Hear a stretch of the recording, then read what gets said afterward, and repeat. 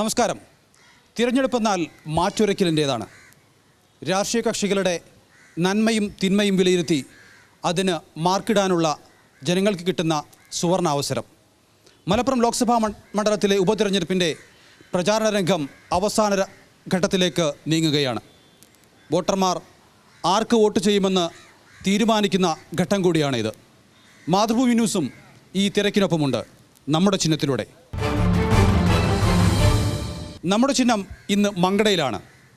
മലപ്പുറം ലോക്സഭാ മണ്ഡലത്തിൽപ്പെടുന്ന മങ്കട നിയമസഭാ മണ്ഡലത്തിൽ. മങ്കട ഇരുമുന്നണികൾക്കും സങ്കടവും സന്തോഷവും നൽകിയിട്ടുണ്ട്. കൂടുതൽ സമയവും മണ്ഡലം കൈവശം വെച്ചത് മുസ്ലിം ലീഗ് ആണെങ്കിൽ തന്നെയും പലതവണ ലീഗിന് അല്ലെങ്കിൽ UDFന് കാലിടറുകയും ചെയ്തു. BJPക്കും ചില പഞ്ചായത്തുകളിൽ വ്യക്തമായ സ്വാധീനമുറപ്പിക്കാൻ സാധിച്ചിട്ടുണ്ട്. അത്തരത്തിൽ മങ്കട മണ്ഡലത്തിൻ്റെ സമഗ്ര ചിത്രം കണ്ട ശേഷം തിരിച്ചു വരാം.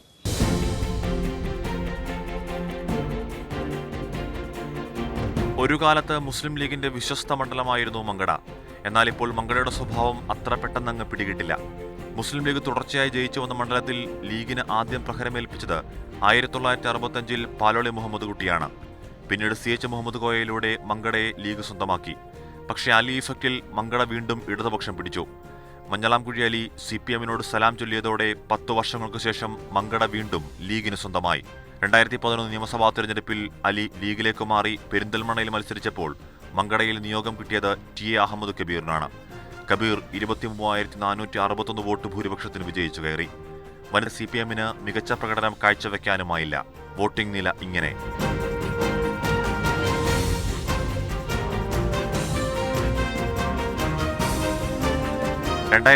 ലോക്സഭയിൽ അഹമ്മദിന് മണ്ഡലം 2011 നിയമസഭാ തെരഞ്ഞെടുപ്പിലെ അതേ ഭൂരിപക്ഷം നൽകി. 23,461 ഭൂരിപക്ഷം. വോട്ടിംഗ് നില ഇങ്ങനെ.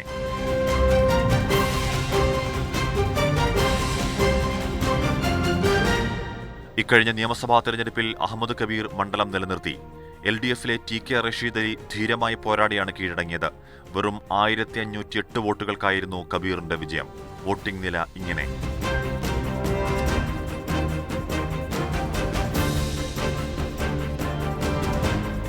തദ്ദേശ തെരഞ്ഞെടുപ്പിലും UDF തിരിച്ചടി നേരിട്ടു. അങ്ങാടിപ്പുറം, പുഴക്കാട്ടിരി, മൂർക്കനാട് പഞ്ചായത്തുകൾ LDF നേടി. വെൽഫെയർ പാർട്ടിയുടെ പിന്തുണയോടെ കൂട്ടിലങ്ങാടി, മങ്കട പഞ്ചായത്തുകളും LDF ഭരിക്കുന്നു. മക്കരപ്പറമ്പ്, കുറുവ പഞ്ചായത്തുകൾ UDFനൊപ്പമാണ്. മങ്കടയിൽ നമ്മുടെ ചിഹ്നം ചർച്ച നടക്കുന്നത് മക്കരപ്പറമ്പിലാണ്. ഇന്ന് ചർച്ചയിൽ നമ്മോടൊപ്പം പങ്കെടുക്കുന്നത് UDFനെ പ്രതിനിധീകരിച്ച് സ്ഥലം MLA TA അഹമ്മദ് കബീറാണ്. LDFനെ പ്രതിനിധീകരിച്ച് കഴിഞ്ഞ തവണ നിയമസഭാ തിരഞ്ഞെടുപ്പിൽ TA അഹമ്മദ് കബീറിനോട് കുറഞ്ഞ വോട്ടുകൾക്ക് തോറ്റ TK റഷീദ് അലിയാണ്. BJPയെ പ്രതിനിധീകരിച്ച് അല്ലെങ്കിൽ NDA പ്രതിനിധീകരിച്ച് ഇവിടെ എത്തിയിരിക്കുന്നത് TK അശോകാണ്. അദ്ദേഹം BJPയുടെ സംസ്ഥാന സമിതി അംഗമാണ്. ആദ്യ ചോദ്യം സ്ഥലം MLAയോടാണ്. എന്തിനു നമ്മൾ PK കുഞ്ഞാലിക്കുട്ടിയെ ഈ തിരഞ്ഞെടുപ്പിൽ വിജയിപ്പിക്കണം? കേരളീയ സമൂഹം രാഷ്ട്രീയ പ്രബുദ്ധത കൊണ്ട് അനുഗ്രഹീതമായ ഒരു പ്രദേശമാണ്. അതുകൊണ്ട് UPAക്ക് തിരിച്ചു വരാനുള്ള സാധ്യതകൾ അടുത്ത ലോക്സഭാ തെരഞ്ഞെടുപ്പിന് മുമ്പ് ഒരുങ്ങേണ്ടത് ഒരിക്കലും ഒഴിവാക്കാനാവില്ല. അതുകൊണ്ട് എല്ലാം മറന്ന് ഒരു തീവ്ര വലതുപക്ഷത്തിൻ്റെ കൈകളിൽ നിന്ന് ഇന്ത്യയെ വിമോചിപ്പിക്കാൻ ശേഷിയുള്ള ഒരു ബദൽ സംവിധാനമായി വരാനിടയുള്ള UPAക്ക് അനുകൂലമായ വിധി എഴുതുന്നതിന് മലയാളികൾ ബോധപൂർവകമായി ശ്രമിക്കും എന്ന കാര്യത്തിൽ സംശയമില്ല. അതുകൊണ്ട് കേരളത്തിൽ UDF ഉയർത്തുന്ന മുദ്രാവാക്യം ഈ ദേശീയ പരിപ്രേക്ഷ്യം മുന്നിൽ വെച്ചുകൊണ്ടാണ്. അതുകൊണ്ട് UDF ജനങ്ങളുടെ മുമ്പിൽ വെച്ചിട്ടുള്ള പരിപാടികൾ മലയാളികൾ അംഗീകരിക്കുമെന്ന് ഞങ്ങൾ പൂർണ്ണമായി വിശ്വസിക്കുന്നു. അതുകൊണ്ട് തന്നെ UDFൻ്റെ സ്ഥാനാർത്ഥിയായി മത്സരിക്കുന്ന ശ്രീ PK കുഞ്ഞാലിക്കുട്ടിക്ക് അനുകൂലമായ ജനവിധി ഞങ്ങൾ ഉറച്ച് വിശ്വസിക്കുകയാണ്. MP ഫൈസൽ എന്തുകൊണ്ട് തിരഞ്ഞെടുക്കപ്പെടണം? നമുക്കറിയാലോ, ഇവിടെ ഒരു ഭാഗത്ത് സംഘപരിവാറിൻ്റെ ഹിന്ദു വാദവും ഇപ്പോഴത്തെ മുസ്ലിം ലീഗ് നേതൃത്വം കൊടുക്കുന്ന മുസ്ലിം നിലനിൽക്ക് വന്നു കഴിഞ്ഞാൽ നമ്മുടെ നാട്ടിലുണ്ടാകാൻ വേണ്ടി പോകുന്ന അപകടം എത്ര വലുതാണെന്ന് നമുക്ക് തിരിച്ചറിയേണ്ടത്. മാത്രവുമല്ല, കേന്ദ്രത്തിലുള്ള ഗവൺമെൻറ്റിനെതിരെ എല്ലാ നിലക്കും ഒരു ബദൽ എന്ന നിലക്കാണ് കേരളത്തിലെ ഇടതുപക്ഷ ഗവൺമെൻറ് നിൽക്കുന്നത്. സ്വാഭാവികമായിട്ടും കേന്ദ്ര ഗവൺമെൻറ്റിനെ ഭാഗത്തുനിന്നാണ് ഈ വലിയ രീതിയിലുള്ള ആശങ്ക. അതിന് ജനങ്ങൾക്ക് ഒരു വലിയ പ്രതീക്ഷ നൽകിക്കൊണ്ട് ഇവിടെ സാധാരണക്കാർ ജീവിക്കാൻ പറ്റുന്ന രൂപത്തിലുള്ള ഒരു സാഹചര്യം ഇന്ത്യയിൽ വരാൻ വേണ്ടി പോകുന്നു എന്നുള്ളൊരു സന്ദേശം നൽകാൻ ഫൈസൽ ജയിക്കുക എന്നുള്ളത് ഈ നാട്ടിലെ മുഴുവൻ ആളുകളുടെ ഒരു ആവശ്യമാണ്. ആ നിലക്ക് തന്നെയാണ് ഞങ്ങളിവിടെ വോട്ട് ചോദിക്കുന്നത്. ശ്രീപ്രകാശിൻ്റെ കാര്യം, കേന്ദ്രത്തിൽ അധികാരത്തിലിരിക്കുന്ന ഗവൺമെൻറ്റിൻ്റെ എതിരെ ആക്ഷേപങ്ങൾ ഉന്നയിക്കുമ്പോൾ ആ ഗവൺമെൻറ് അധികാരത്തിൽ വന്നതിന് ശേഷം ഈ 3 വർഷം പിന്നിടുമ്പോൾ ഈ നാട്ടിലെ ഏതെങ്കിലും ദളിതരോ പിന്നോക്കത്തിൽപ്പെട്ട ഏതെങ്കിലും ന്യൂനപക്ഷങ്ങൾക്കെതിരെ അവരുടെ നിത്യജീവിതത്തെ ദോഷകരമായി ബാധിക്കുന്ന ഏതെങ്കിലും തരത്തിലുള്ള ഭരണപരമായ നിയമനിർമ്മാണപരമായ ഒരു നടപടി ചൂണ്ടിക്കാണിക്കുവാൻ ഈ ഉത്തരവാദിത്തപ്പെട്ട പ്രതിപക്ഷങ്ങൾക്ക് സാധിക്കുമോ എന്നുള്ളതാണ് ഒരു പ്രസക്തമായിട്ടുള്ള ചോദ്യം. അതേസമയത്ത് തന്നെ ലോകത്തിൻ്റെ ഏറ്റവും വലിയ വികസിത രാജ്യമായി വലിയ പുരോഗതിയിലേക്ക് രാജ്യം മുന്നേറുന്നു. അതിൽ നിന്ന് ഈ രാജ്യത്തെ പിൻവലിച്ച് രാജയുടെയും ഒക്കെ കളങ്കിതമായ കാലഘട്ടത്തിലേക്ക്, ഇരുണ്ട യുഗത്തിലേക്ക് കൊണ്ടുപോകണമെന്നാണ് ഇവരാഗ്രഹിക്കുന്നതെങ്കിൽ കേരളത്തിലെ ജനങ്ങളുടെ ജനാധിപത്യ പ്രബുദ്ധത അതിന് ശക്തമായ തിരിച്ചടി നൽകുമെന്നുള്ളതാണ് ഞങ്ങളുടെ വിശ്വാസം. അതുകൊണ്ട് തന്നെ അത് ശ്രീപ്രകാശിന് അനുകൂലമായിരിക്കും. ശ്രീ ടി എ അഹമ്മദ് കബീർ, അദ്ദേഹം ഉന്നയിച്ച പ്രധാനപ്പെട്ട ഒരു ആരോപണം ഫാസിസവും വർഗീയതയുമൊക്കെയാണ് ഇവിടെ പ്രധാനമായും ചർച്ച ചെയ്യുന്നത്. പക്ഷേ മുസ്ലിം ലീഗും വർഗീയതയ്ക്ക് അടിപ്പെട്ടിരിക്കുന്നു എന്നുള്ളതാണ്. ഇവിടെ ഞങ്ങൾ UDF ഭാഗമാണ്, ഞങ്ങൾ UPയുടെ ഭാഗമാണ്. UDF ഉന്നം വെക്കുന്നത് സംതൃപ്തമായൊരു കേരളമാണ്. ഞങ്ങളുടെ 2 നേതാക്കന്മാർ ശ്രീ K കരുണാകരനും ബാഫക്കി തങ്ങൾ ഉണ്ടാക്കിയ ഒരു മുന്നണി സംവിധാനമാണ്. ആ മുന്നണി സംവിധാനം ഏറെക്കുറെ 5 പതിറ്റാണ്ട് കാലമായി മലയാളക്കരയുടെ സമ്പൂർണമായ പിന്തുണയോടുകൂടിയാണ് ഞങ്ങളിവിടെ രാഷ്ട്രീയ പ്രവർത്തനം നടത്തുന്നത്. ഞങ്ങളുടെ നേതാക്കന്മാർ കേരളത്തിൻ്റെ പൊതുജീവിതത്തിൽ എത്ര ഗണനീയമായ സംഭാവനയാണ് അർപ്പിച്ചതെന്നും ആ നേതാക്കളടക്കമുള്ള ആളുകൾക്ക് കേരളം നൽകിയിട്ടുള്ള പിന്തുണ എന്താണെന്നും അറിയുന്ന ആളുകളുടെ മുമ്പിൽ ഇമാതിരി ബാലിശമായ വർത്തമാനങ്ങൾ വിലപ്പോവില്ല എന്ന് വളരെ വിനയത്തോടു കൂടി ശ്രീ കെ റഷീദ് അലി, എന്തുകൊണ്ടാണ് ലീഗിന് മേൽ വർഗീയത ആരോപിച്ചിരിക്കുന്നത്? അതിൻ്റെ പേരിൽ തന്നെ ഉണ്ടല്ലോ. ഇന്ത്യയിൽ വേറെ ഏതെങ്കിലും ഒരു പാർട്ടിക്ക് എങ്ങനെ ഒരു പേരുണ്ടോ ഏതെങ്കിലും മതത്തിനുമായി ബന്ധപ്പെട്ട്? പിന്നെ നമ്മളെ ഈ മാനിന് മേലിലെ പുള്ളി കഴുകിയോ പോവുമോ? മുസ്ലിം ലീഗ് എന്ന് പേരിട്ടിട്ട് പിന്നെ ഇത് സെക്യുലർ പാർട്ടിയാണെന്ന് ജനം വിശ്വസിക്കുമോ? മാത്രമല്ല, നമ്മുടെ നാട്ടിൽ ജീവിക്കുന്ന ഏതൊരാൾക്കും നിരവധിയായിട്ടുള്ള ഉദാഹരണങ്ങൾ ചൂണ്ടി പറയാൻ കഴിയില്ലേ അവർ ഓരോ വിഷയങ്ങൾ വരുന്ന നിലപാടുകൾ? മാത്രമല്ല, ഇവർ ഈ പറയപ്പെടുന്ന ആളുകൾ പിന്നെ സമുദായത്തിൻ്റെ പേരിൽ പ്രവർത്തിക്കുന്ന ഒരു പാർട്ടി, ന്യൂനപക്ഷങ്ങളുടെ പേര് വോട്ട് ചോദിക്കുന്ന ഒരു പാർട്ടി, ഈ നാട്ടിലെ ഈ പറയപ്പെടുന്ന സമുദായത്തിൽപ്പെട്ട ആളുകളോ ന്യൂനപക്ഷത്തിൽപ്പെട്ട ആളുകളോ വേട്ടയാടപ്പെടുന്ന സമയത്ത് എന്താണ് ഇവരുടെ നിലപാട്? ഏതെങ്കിലും വിഷയത്തിൽ കൃത്യമായ നിലപാടെടുത്തുകൊണ്ട് അതിനെതിരെ ചെറുക്കാൻ ഇവർ കഴിഞ്ഞിട്ടുണ്ടോ?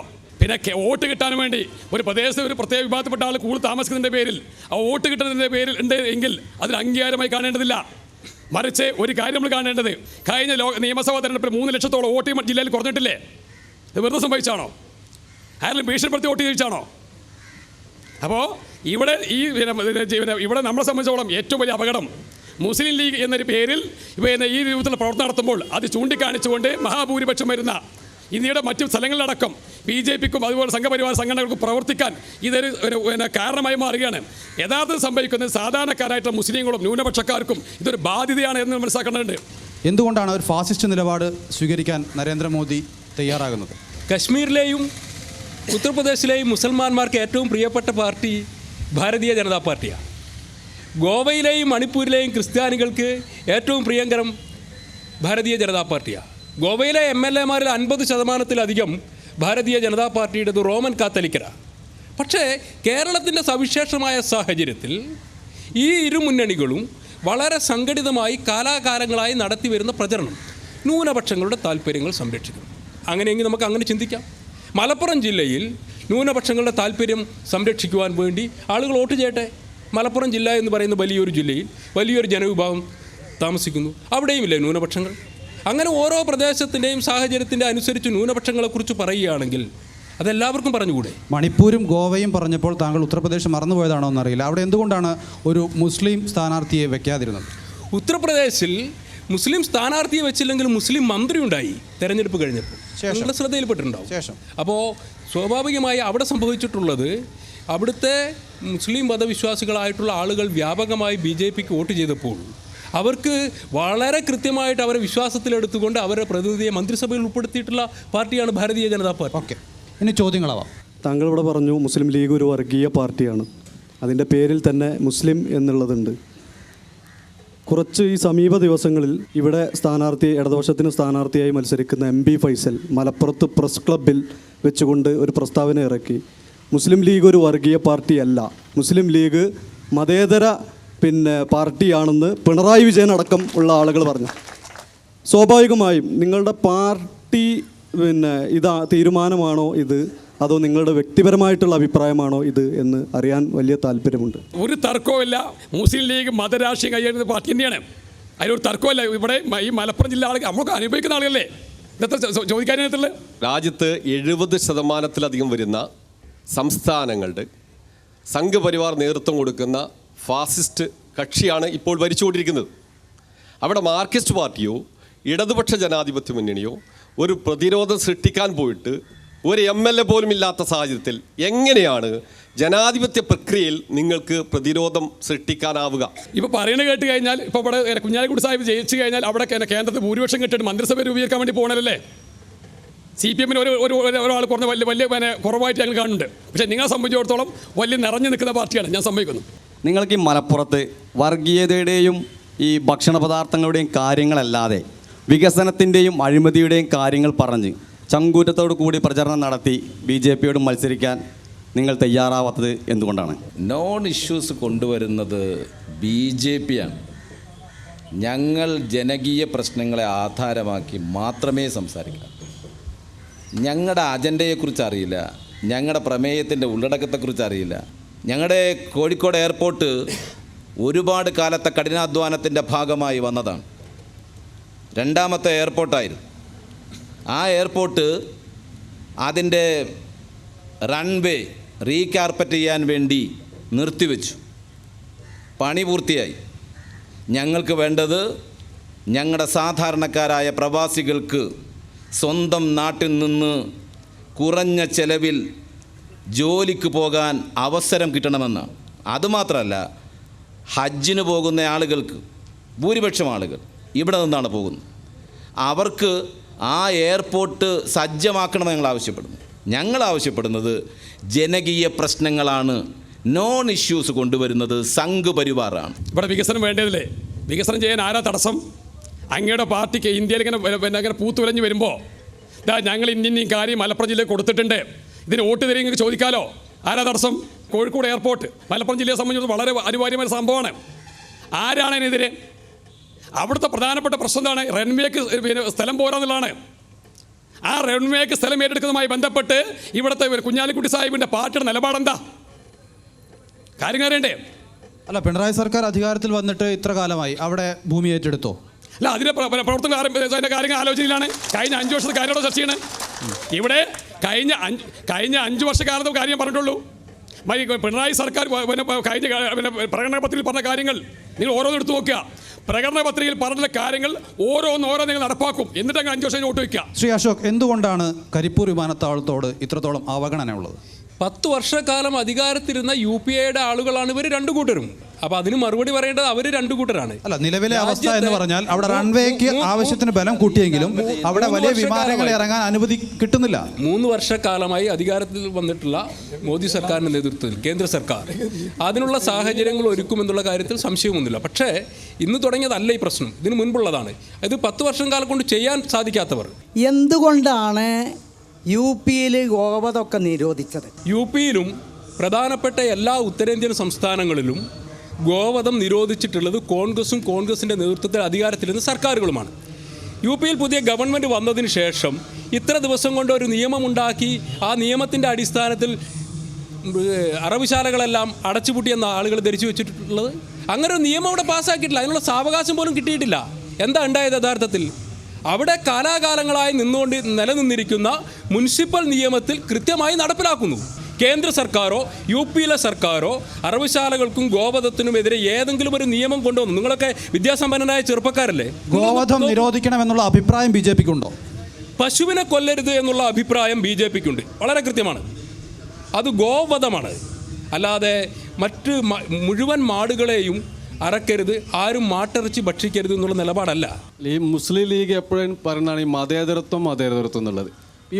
ഞാൻ മനസ്സിലാക്കുന്നത് മതേതരത്വം എന്നുള്ള മതത്തിന് അതീതരാവുക എന്നുള്ളതാണ്. പക്ഷെ ഒരു നിലവിളക്ക് കൊളുത്താൻ പറയുമ്പോൾ അത് എൻ്റെ മതത്തിന് അനുകൂലിക്കില്ല, അല്ലോ നമുക്ക് പറ്റൂല എന്ന് പറയുന്ന ആളുകളെ പിന്നെ എങ്ങനെ മതേതരത്വം പറയണു? മതത്തിന് അതീതരാവുക എന്നുള്ളതാണ് മതേതരത്വം എന്നുള്ള വാക്കിൻ്റെ അർത്ഥം ഞാൻ മനസ്സിലാക്കിയെടുത്തോളൂ. അപ്പോൾ ഈ രീതിയിലുള്ള പെരുമാറ്റം നടത്തുന്ന അങ്ങനെ മതേതരവാദിയാവുന്നു. കോൺസെപ്റ്റ് അറിയാത്തത് കൊണ്ടാണ്. അതായത് സെക്യുലറിസം എന്നൊരു പദപ്രയോഗം യൂറോപ്പിൽ വന്ന സാഹചര്യം മതനിരപേക്ഷമാണ്, മതേതരമാണ്. അതേസമയം നമ്മുടെ നാടെന്ന് പറയുന്നത് ഗാന്ധിജിയുടെ നാടാണ്, ഇത് വിവേകാനന്ദൻ്റെ നാടാണ്.